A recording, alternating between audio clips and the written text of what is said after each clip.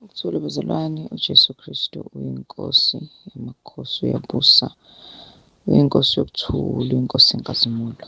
Thula makubena nonke egameni elihle lelo mfelo wethu uJesu Kristu. Siyambonga uNkulunkulu bezalwane imisebenzi yakhe yonke yomusa aqhubeke yenza phakathi kwethu. Sibonga uNkulunkulu ngomsebenzi wonke akawenzayo. Sikhona bezalwane egroupini, ubufakazi obusakhayo, ama-teachings, kuningi kakhulu uNkulunkulu akwenzayo phakathi kwethu. Okuvusa this question bazalwane, ukubheke ukuthi nje-ke ngikhulume ngakho namhlanje. I-question ethi, kuzo zonke izinto esesizwile, kungakanani esikwenzile, kungakanani esikwenzayo? Kuningi uNkulunkulu akhuluma phakathi kwethu, but engathi besingayibuza lokho ukuthi umuntu nomuntu personally, mina kungakanani esengikuzwile, ngiyakwenza yini lokho kuthiwa ngikwenze, ngiyakwenza yini lokho uNkulunkulu angibulela ukuthi akukho right, ngiyakuyeka yini? So namhlanje bazalwane ngifisa nje-ke sikhulume ngalokho, but-ke ake siqale sifunde izwi kaNkulunkulu ekaJakobe uchapter number 1 uverse number 2. Kufundeka kanje: yibani ngabalenzayo izwi, ningabi ngabalizwayo nje kuphela nizikhohlisa. Inceka kaNkulunkulu la umpostoli ukhuluma nathi singabantwana bakaNkulunkulu ukuthi asibe ngabalenzayo izwi, mase silizwile bese siyalenza. Uthi masingababalizwayo nje kuphela siyikhohlisa, kodwa masibe abathi sebezwile bese beyenza. So ngifisa nje bazalwane, khona lento okuthiwa introspection, ukuzihlola.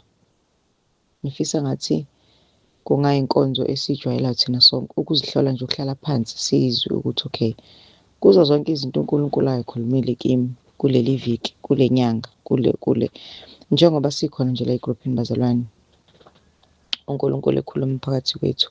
Angithi uNkulunkulu usikhipha nakule nto yokusonta. Angithi lento uNkulunkulu ayangithanda ngokusonta ilento yokuthi sivuke siye emasontweni, siye enkonzweni, kushunyayelwe, and then sibuyele ey'ntweni zethu. Uthi umuntu uma ebuya nje enkonzweni usekhohliwe, uma kuyi-Sunday useyabuya, useya-ayina, ulungisela ikusasa, kuya esikoleni, ubhalisa iy'ngane ama-homework, usekhohliwe nokuthi bekuthiwa ntambama useyibukela i-TV yakhe, useyicofela ifoni yakhe, ukuthi emini bekuthiwani. Lokhu uNkulunkulu bekukhulume mina ukuthi bekuvela kuNkulunkulu, ngikuphi mina nakho? Isikhathi sokwenza lokho asikho. There is why uNkulunkulu esikhipha kulezi zinto ezisiminyanyisayo zezwe. There is why uNkulunkulu esikhipha even nakule system yokusonta nje, ukuthi because ukusonta is playing church, umuntu ahambe ezwe izwi likhulume naye but uthole ukuthi lokho akuzwile akakwenzi. So ngifisa bazalwane ukukhuluma ngalento ye-introspection, ukuthi ibalulekile lento ye-introspection yokuzihlola. Ngizihlole mina ngomzalwane, ngihlale nami nje ukuthi okay, kulokho esengikuzwile, lokhu uNkulunkulu angifundise khona, kuleli zwi, kulama-scriptures engiwazwile, kulama-scriptures nathi esiwaziyo singabazalwane, nami engiwaziyo ngomzalwane, kodwa kungaki engikwenzayo, kungaki engakakwenzi. Haleluya. So nje i-VN namhlanje ikhuluma ngalokho bazalwane, ukulenza izwi likaNkulunkulu, ukuthi ake sizihlole. For example, okay, ake sifunde kuqala Matthew chapter 7, siqala ukufunda kuverse 24 siya ku-27. Kufundeka kanje: ngakho-ke yilo nalowo owezayo la mazwi ami awenze uyakufaniswa nendoda ehlakaniphile eyakha indlu yayo phezu kwedwala. Layithela imvula, kwafika izikhukhula nezivunguvungu zomoya, zayishaya leyo ndlu, kepha kayiwanga, ngokuba yayisekelwe edwaleni. Kodwa yilowo nalowo owezwayo lawa mazwi ami angawenzi uyakufaniswa nendoda eyisiwula eyakha indlu yayo esihlabathini. Yafika imvula, kwafika izikhukhula nezivunguvungu zomoya, zayishaya leyo ndlu yawa, kwaba kukhulu ukuwa kwayo. Haleluya. So bazalwane, la sizwe inkosi ikhuluma ngokuthi yilo nalowo owezwayo amazwi ayo awenze ufana nendoda ehlakaniphile. Kunento enginothisayo la bazalwane, ukuthi le ndoda ehlakaniphile nale ndoda eyisula bobabili bayehlelwa into eyi-one. Imvula, just because singabantwana baNkulunkulu, just because uwazwile amazwi enkosi uyawenza, kodwa khona into efanayo ehlela wonke umuntu. Lithi layithela imvula, kwafika ikhukhula, kwafika ivunguvungu zomoya zayishaya leyo ndlu. So kweHlakaniphile zafika iy'khukhula, kwey'Siwula zafika iy'khukhula, zafika imvula, kwafika umoya, iy'vunguvungu, kwafika umoya, zombili izindlu zashaywa. But into eba umehluko ukuthi mayifika lezo vunguvungu zimfica umuntu njani. Njengamanje bazalwane siyazi kukhulu okusazokwehla emhlabeni. Kuzokwehlela okholwayo, ongakholwa, usindisiwe, ongasindiswanga, odele konke, ongadelanga konke. Kunezimo ey'profethiwe, kunezinto ey'profethiwe ey'sazokwenzeka even before kufika uhlwitho, even before thina singakahambi njengoba silindele ukuhamba ukuthi inkosi izosilanda. Izo-affect-a wonke umuntu izinto ezenzakala ey'zokwenzeka from now on, but into izohluka ngokuthi lo ohlakaniphile ozwa izwi walenza kuzobe sekubonakala lapho ukuthi khona into ayizwile, lo umile, uselumile ngoba ulizwile izwi, bazo-survive laba abalizwile izwi base bama balenza. But laba abangakholwa kuzothi makufika lezi vunguvungu, makufika kufezeka izwi, kufezeka izinto ey'profethiwe ezwini likaNkulunkulu, kutholakala ukuthi lo uyalimala because akamile yena. Indlu yakhe yakhelwe nje emhlabathini, wakhelwe kwi-world system, wakhelwe entweni zaleli zwe, akanawo amazwi kaJesu, akawabambanga. Omunye wazile wazi kodwa akawabambanga, akawenzi futhi. So kukhulu okusazokwehla emhlabeni, but kuya ngokuthi umuntu indlu yakhe uyakhele kuphi yena, uyalizwa izwi alenze yini. Haleluya. For example nje bazalwane, kukhulunywe kakhulu kufundiswa nge-world system.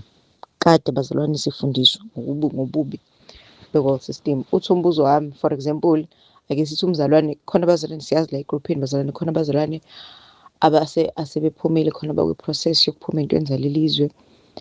Okungasho ukuthi nosephume kwi-world system isiphelile indaba bazalwane, ayiphelile. Kithi sonke nje indaba isaqhubeka. Osephumile ey'koleni zaleli zwe ey'ngcolile, osaqhubeka osakwi-process, osendleleni ukuphuma. So-ke nje bazalwane thina sonke simele ukulizwa silenze. Alright-ke bazalwane, ake ngenze isibonelo. Umzalwane kade ezwa ngokuthi simele ukuzidela. Kuningi esikufundile bazalwane, kuningi esikufundile. Uthola ukuthi umzalwane-ke usakwi-process, ake ngenze isibonelo, usakwi-process yokuthi ufisa ukudela konke. But uthi umbuzo wami kulezi zinto-ke esey'khulunyiwe, kukhona nomuntu angakusho ukuthi okay, for example, amayithi umuntu ngisakwi-process but usaney'kweletu, usaqhubeka omunye uyazenza iy'kweletu. Akusikho ukuthi nje khoyilezi ey'ndala bezenzile waphenduka sekuwukuthi uNkulunkulu amsiza aphume kuzo. But uthola ukuthi umuntu uyaqhubeka lezi izwi kodwa usaqhubeka wenza izinto futhi iy'kweletu. Lowo muntu ufana nendoda eyisule yakhe indlu yayo enhlabathini because uyalizwa izwi kodwa akalenzi. Uthola ukuthi umzalwane usakhokhela ama-insurance, usakhokhela ama-DSTV, usakhokhela i-medical aid ekubeni uselizwile izwi likaNkulunkulu. Lowo muntu ufana nesula because uma ngabe kune-example yake yenziwa ubaba ethi lento yokuzihlambulula, lento yokuzikhulula entweni zezwe ifanisa nemonto, imoto esindwayo enamatshe amaningi asindwayo.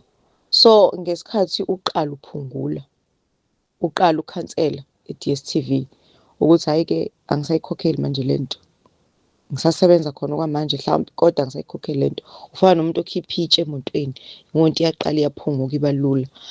Usezwile ukuthi okay, ama-social networks ayamngcolisa umntwana kaNkulunkulu, ngiyayibona ukuthi iyangcolisa lento.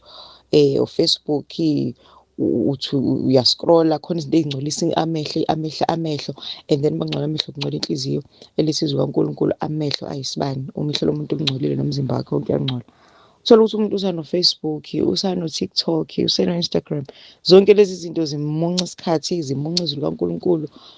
Uma ngabe kuthiwa umzalwane usezwile zonke izinto ey'fundiswayo kodwa usakuzo zonke lezi zinto, okusho ukuthi lowo mzalwane ufana nendoda eyakhe indlu yayo esihlabathini because lokhu akuzwile akakwenzi. So umuntu uma eqala edelete, uninstall ama-apps angasadingeki, uninstall izinto abonayo ukuthi lezi zinto zingcolisa ingqondo yomntwana kaNkulunkulu, lowo muntu ufana nendoda ehlakaniphile, uyalizwa, uyalenza. Oh haleluya. Umzalwane osezwile ukuthi ama-birthdays izinto zama-Greek, lezi izinto zase-Greek, izinto engasoze zomntwana kaNkulunkulu, kodwa usayi-celebrate i-birthday. Omunye akasayi-celebrate yena personally, kodwa usathengela abantu amakhekhe, usathengela abantu ama-gifts on their birthdays.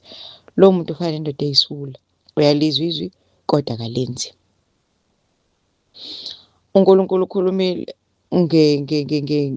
ngokuthi mangabe singabantwana abahlahli bakaNkulunkulu, okay, mangabe singabantwana bakaNkulunkulu, it's about having ubudlelwano obuhle neNkosi.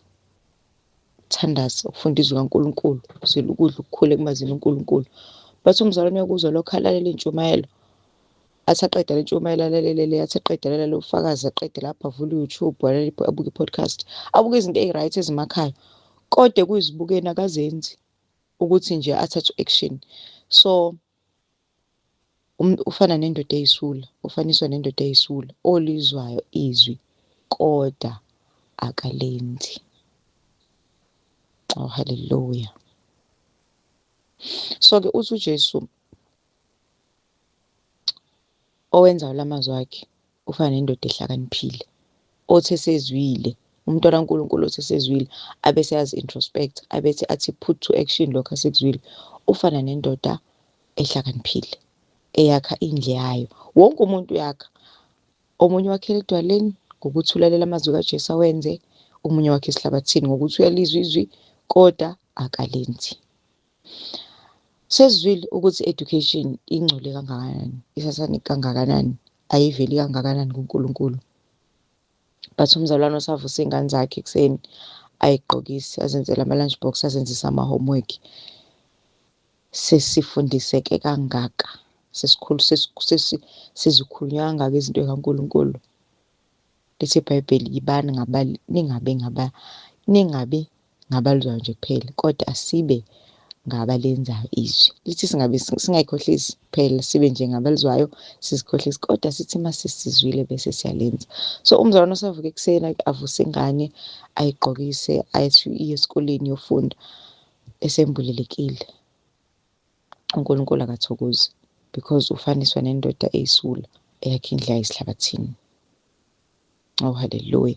So-ke le ntombazane yokwenza izwi, kukhona kuwumehluko ukulazi izwi. Sase sikhulume le ndaba sinabazalwane ukuthi kuhle kakhulu ukuthi silazi izwi mangabe nje sifunda ukulazi izwi, ukuthi know your Bible, ulazi izwi, ulifunde, ulimemorize amavesi, ulazi, ngoba kuney'khathi izofika kubizwa ukuthi uhosha inkemba. Khumbula sinama-teenagers, okay, sinabazalwane nje bonke nama-teenagers ekhona, ukuthi kuhle kakhulu ukuthi siyalazi izwi, kuhle kakhulu ukuthi siyalifunda futhi siyashisekela ukuthi nje silazi ligcwale engqondweni yethu. But okuhle kakhulu akuphelele uma ngabe singalenzi. Kukho konke-ke lokhu umuntu asekwazi, kwakutshelwa nama-teenagers memorize ama-scriptures, very good ekumemorizeni, ekuligcineni engqondweni, very good. So-ke sekuyakhulunywa-ke kuwona kuthiwa okay, kuhle lokho, asiqhubeke sikwenze, kodwa akuphelele uma sizolazi nje kuphela. Ulazi nje ukuthi uMateyu kuthiwa kuJohane kuthiwa, akuphelelanga. Kubizwa ukuthi mase silizwile, silikhuluma, kodwa kakhulu siliphile, because ilokho kuthokozisa uNkulunkulu. So into ethi bazalwane, kukho konke esikuzwile kukhulunywa la egruphini, kukhulunywa ingcwele kaNkulunkulu zifundisa, zimbula imfihlakalo. Uthi umbuzo, kungakanani esengikuzwile mina ngakwenza? Kungakanani wena mzalwane osukuzwile wakwenza? Mangathiwa nje le ntombazane introspection, usethe nje idayari ukuthi okay, nakhu uNkulunkulu angifundise khona, nakhu okade kungihlula nje, lokhu unyaka uqalile, lokhu inyanga iqalile, leli viki liqalile, nakhu bekungihlula 1 2 3 4, bengi-celebrate mhlawumbe i-birthday, benginama-social, bengikuma-social networks, bengibuka i-TV, bengikhokhela kuzo zonke nje lezi zinto lezi, bengingathandazi, bengingazindli ngezwi. Kuzo zonke lezi zinto, kungakanani-ke sengikwazi? Kungakanani manje ngisasizakala? Kungakanani sengikwazi kodwa sengikwenza oku-right? Kungakanani oku-wrong ebengikwenza sengikuyekile? Kungakanani okusamele ngikulungise? So ukukhuthazana ukuthi makuqhutshekwe sifundiswe, kusho lapha, because bazalwane asisonti, angithi there is why uNkulunkulu esikhiphile even emasontweni, asisonti, but kukhandwe relationship noNkulunkulu la. Njengalokhu kwenzeka koJosiah, kwathi uNkulunkulu mayebasiza, uNkulunkulu abasebenzisa ukuthi babhidlize u-Ashera, babhidlize uBhali, babhidliza iy'thixo lezi u-Israyeli wayekhonza. So akusikho ukuthi masengizwile ukuthi iy'thixo lezi, kube ukuthi ngiyazi ukuthi iy'thixo, kube ukuthi nje ngiyazi ukuthi lezi zinto zavela kanjani phela, kube information, but kumele masengizwile ebese ngiya-act, ngibhidlize elesizwe likaNkulunkulu izikhali zethu encwadini yabaseKorinte ezikamoya, ngazo siyadimolisha, siyaphahlaza, siyabhidliza izinqaba zikaSathane.